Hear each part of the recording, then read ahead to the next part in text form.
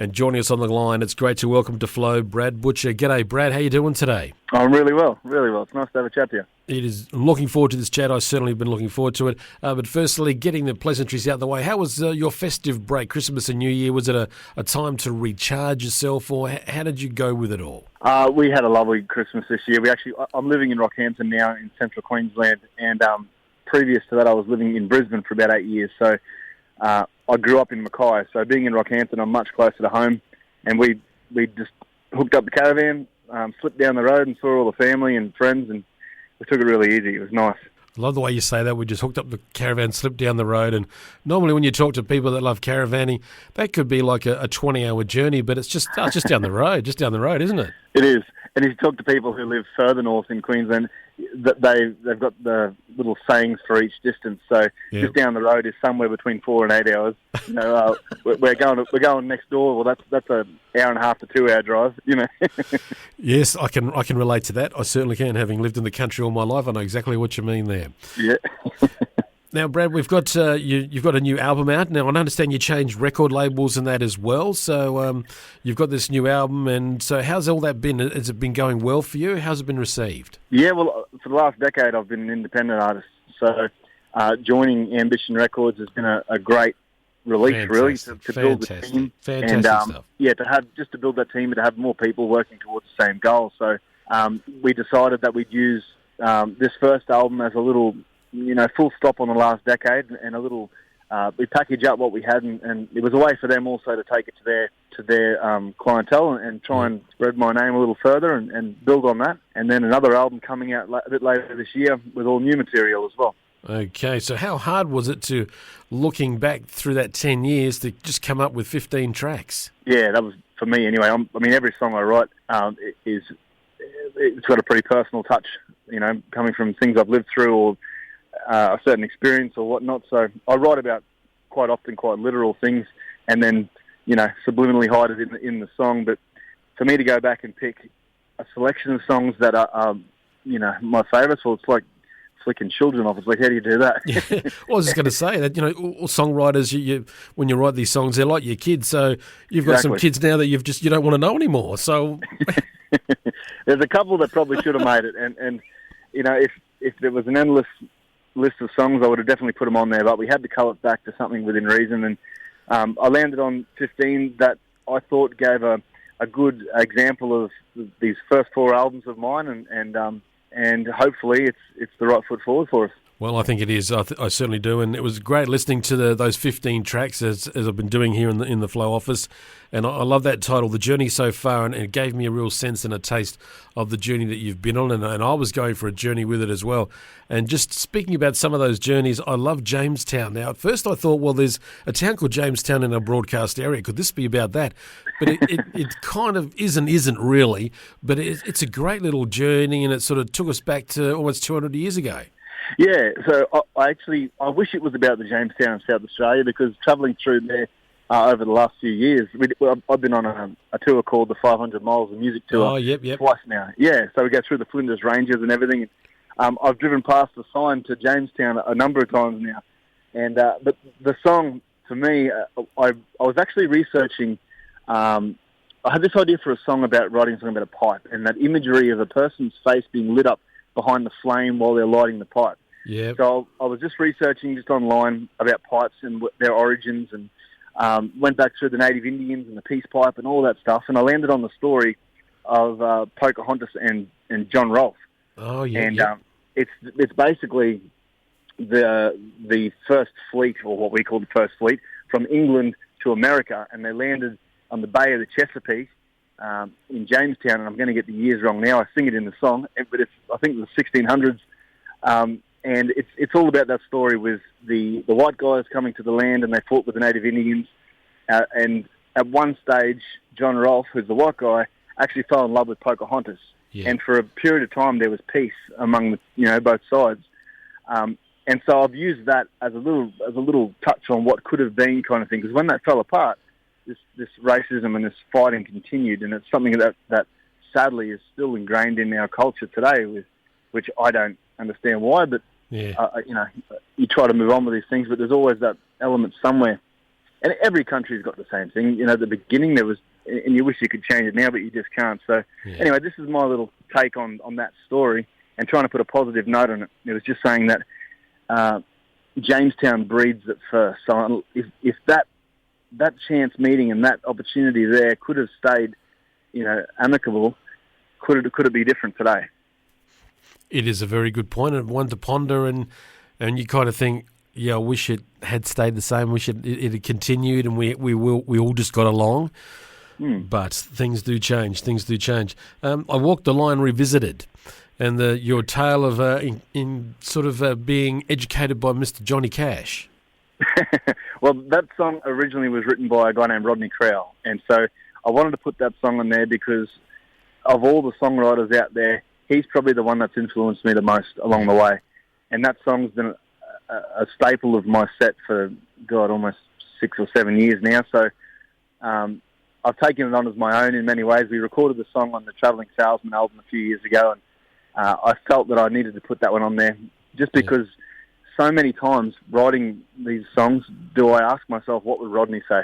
And I do that with a whole different group of artists, but basically it just takes yourself out of your head, and you can come at a different idea or a different angle on a song that I've found to be pretty helpful when writing. Your relationship with Felicity Urquhart, it's nice to see the two of you together.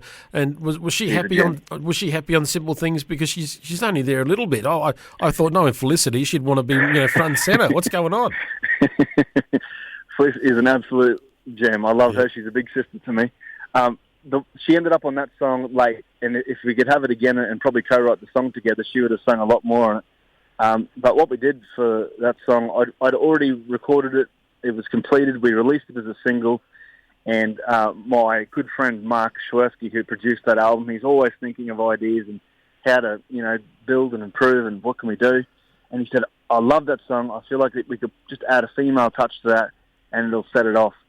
And over the years prior to that, I'd gotten to know Fliss a little bit, and she was working for ABC still then, and she was doing some articles for the Country Update magazine and different things. So our paths had crossed quite a bit. And I just reached out and said, look, Fliss, would you like to sing on this? And she's just such a lovely, generous person. It was never even a hesitation. She was on it in an instant. So she breathed some brand new life into that song, and set it on fire, really, because that one's got a whole new life of its own now. It's one of the standout tracks on the album, and I've just highlighted so many on here that I'd love to keep talking to you about, but I know we're a bit pushed for time because you're about to head off to a gig, and that's so we should talk about. Many of them left. Yes, and we'll talk about that. But the single for the album, "Cutting People's Grass," and you've got a video for it, an animated video. So tell us about that. Again, it's a very literal story, that one. Through these COVID years, I've had to go back to work and make ends meet, and I wound up in a little coastal town called Yeppoon, which is about 35 kilometres away from Rockhampton. And there was a lovely company there and some good people who employed me part-time just to help get through it, and I was there basically their groundsman. They've got a whole range of rental properties and businesses through the area, so I was just travelling around, mowing all their yards and any odds and ends. I'm a cabinet maker by trade too, so I would, any little updates they wanted to do, I was building internal walls and straightening kitchen doors up, whatever they needed me to do. And it was because of those days sitting there on the mower, I had time to think. Yeah. And Cutting People's Grass was born. It's a great little song, and I do love the video for it, the little animated video. But just quickly, how's your back and front yard? How's your garden looking? Is it okay? Oh, mate! If you saw our house when we bought it, there was not a skerrick of grass anywhere. So I'm very proud of my lawn. It's not perfect, but we've got grass, and I mow it regularly. I love it.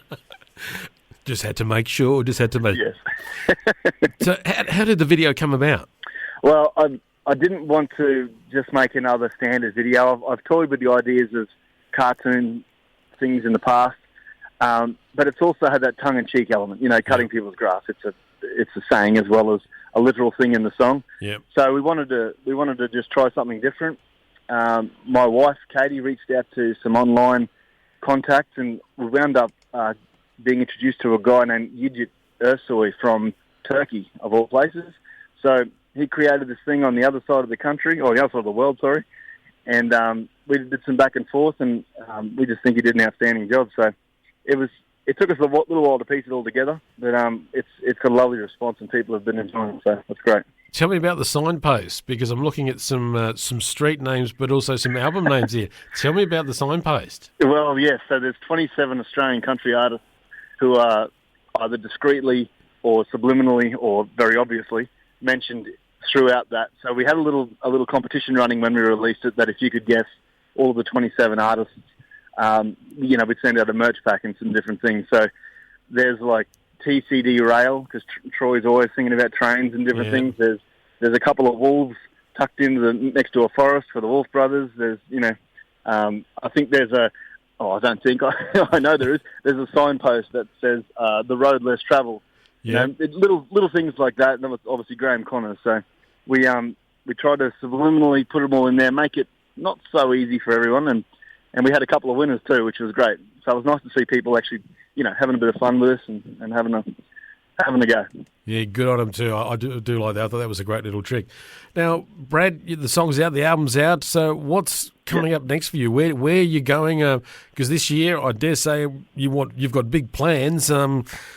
Keeping our fingers crossed it's all going to happen. So what's it going to be for you this year? Yeah, we're just trying to stay busy. We've got another album coming out in July of all new material. I'll be hitting the road as often as I can, COVID permitting, of course. Yep. But we're just trying to get back out there and try and get back to life as we knew it pre-2019. And, we just hope people will start feeling confident enough to come out and support the arts in general, whatever that is, if it's music or theatre or whatever not just sport, because we know that's still been going strong throughout. But my plan this year is just to get back out there and get back to work, and hopefully people will come back and remember how we did it. And hopefully you'll be heading towards SA in October, I understand, as well. Yes, later in the year, that's right. We will be playing at the Barn at Wombat Flats on October 15th. Mike and Di down there have got a brilliant little...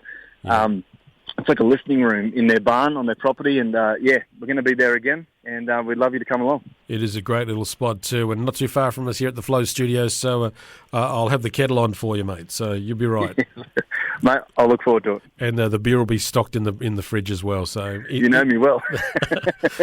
Just thought I should put that in there. That is great to see. Now, the new album, you're working on these new tracks. Is there anything you can sort of tease us about that we can expect? Well, I don't know. I guess this is the first album where I've kind of taken the reins on my own as far as production, and I've in the end, there's 3 producers' names on there. We started creating this one on the Sunshine Coast in Pomona at a friend of mine, Benji Pocock's studio, and then we said, okay, we've got it to this point. What does it need? And I called out to my mate Mark Schwersky, who helped out with the Jamestown album, and so the 3 of us, using the power of the internet and technology, we've created this album over several countries and states, and I hope it's it's a step forward as far as my songwriting, because every time I create an album, I try and learn something from the ones before. So this will be album 5 of new material, and I feel like it's. I don't want to say it's my best yet, because everyone says that, but every time you write a song, you go, that's the best song I've ever written. But I just hope people connect with it. It's a COVID album. It's all about change. I went through a divorce about 3 years ago now, and I've since had a couple of young kids, moved towns, new businesses, new jobs. It's like everything sort of flipped around for me, but I've never been happier in life, and I hope that comes through in these songs. I think it will. It sounds it in your voice. I can hear the maturity, and I can hear it all, and I can hear that sense of happiness in your voice. You've got that tone there, so that's. I have no doubt that'll be coming through in the music. So you said that you learn things from doing your albums. So when you look back at all these albums that you've done, what's the big takeaway lesson that you've learnt? Be honest. If you're trying to, I think for any young artist going in to make an album or to write a song, you've got to be honest. If you're trying to be something, then it's going to show, and it's not going to stand up. If you can be yourself and just be honest, because I think any listener to a song they want to hear something real. They want to connect with it. It's got to be a part of their lives. And I think the second that you start trying to create something, that isn't true to you, then I think that's where a lot of people get unstuck. Spot on, mate. Spot on. And authenticity, I think, is the big word. But being honest, that'll do. We'll settle for that. Just quickly, too, Brad's website, folks, bradbutcher.com. Check out the store because he's got Cutting People's Grass T-shirts and singlets that we need in this. I can see they're handy items that we need when we're actually out there in the garden. So absolutely, check out the website. Check out, and there's even a special stubby holder that almost looks like a piece of grass, but have a look at it. And you can also get the Storyteller, The Journey So Far album as well. Brad, it's been great chatting to you. Look forward to it when you I guess we're going to chat when the album comes out, but also hopefully when you get here to the Flow Studios later in the year. Good luck with everything. Hope you got lots of gigs coming your way, and just have a wonderful and a fantastic 2022. The song's here ready to go. If you could please introduce it for all our Flow listeners. Yep. Well, this is Cutting People's Grass, and I hope you enjoy it.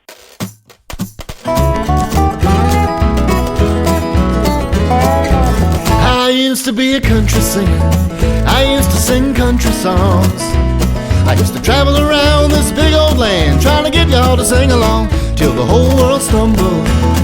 The whole world fell flat on its ass. Had to find another way to make my pay. Now I'm out here cutting your grass. I'm cutting people's grass for a living.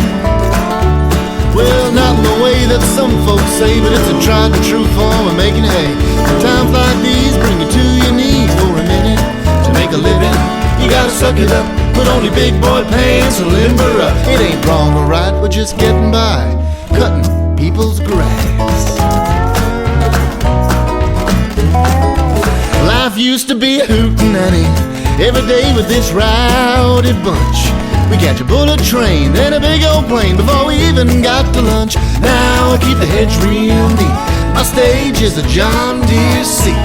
Gotta clean the gutter for my bread and butter on Blue Collar Street. I'm cutting people's grass for a living. Well, not like that, but it's a common fact. Many well-known acts had to change their tack for a minute to make a living. Work a different room, sing a brand new song while you're trimming prune. Ain't wrong or right, we're just getting by, cutting people's grass.